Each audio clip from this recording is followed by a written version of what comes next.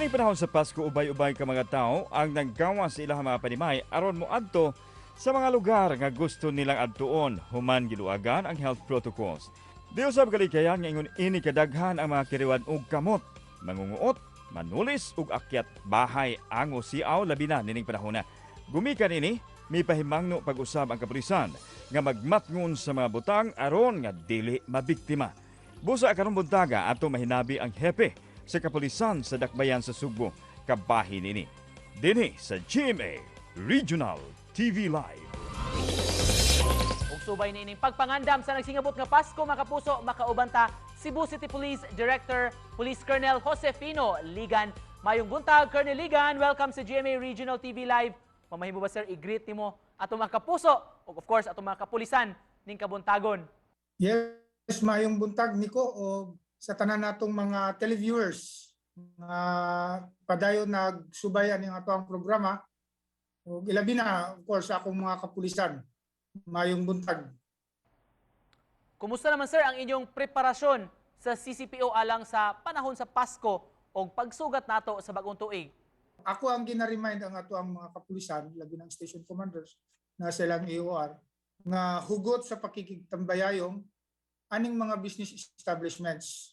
Mao na una o pag-install kung kinahanglan invest on their security sa establishments, pag-install og CCTV o kung mahimo kaya pa maka-install gid sila og ilahang kaugalingong securities. Doon na ba kuno ni trend, Colonel? Kumusta man sukad sa pagsugod ning buwan sa Disyembre? Migara ba, midaghan ba ang mga pagpanulis o pagpangawat ng mga incidents din sa Dakbayan sa Sugbo o pila man sab ang nasa inyong data, sir? Sa ato ang monitoring, gasugod ta sa December 1 up to 13. Ang theft incidents ni Mubo from 23 to 14. 23 incidents to 14 incidents.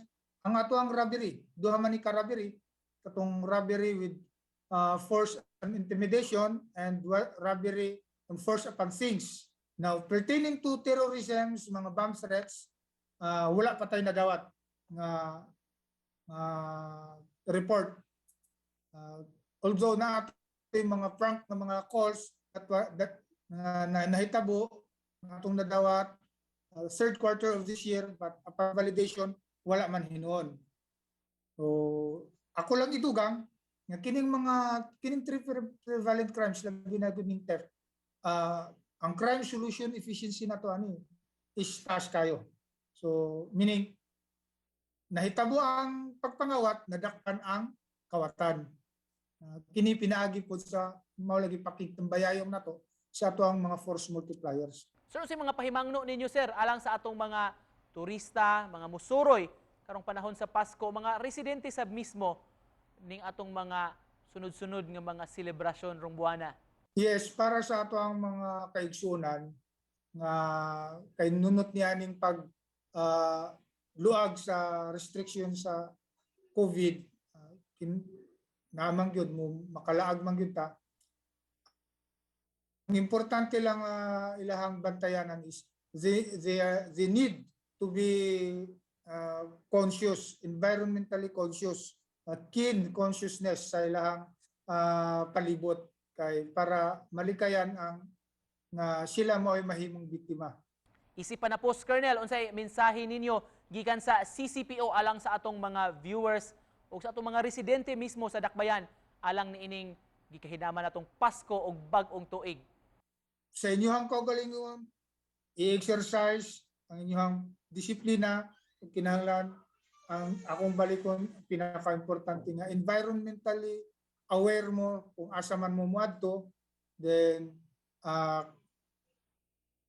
pag-amping labi na kay ang kining panahon na pa ang COVID, pero although bakunado na ta, but yet ang ato ang krimen, ang ato ang possible potential ta nga victims sa krimen. Alright, magpasalamat mig dako, sir, sa imong pag-uban kanamo karong buntaga og pag-update sa ato makaigsuonan sa sitwasyon gikan sa Cebu City Police Office ang ilang direktor. Mga kapuso, Police Colonel Josefino Ligan. Daghan kayong salamat, Colonel. Merry Christmas.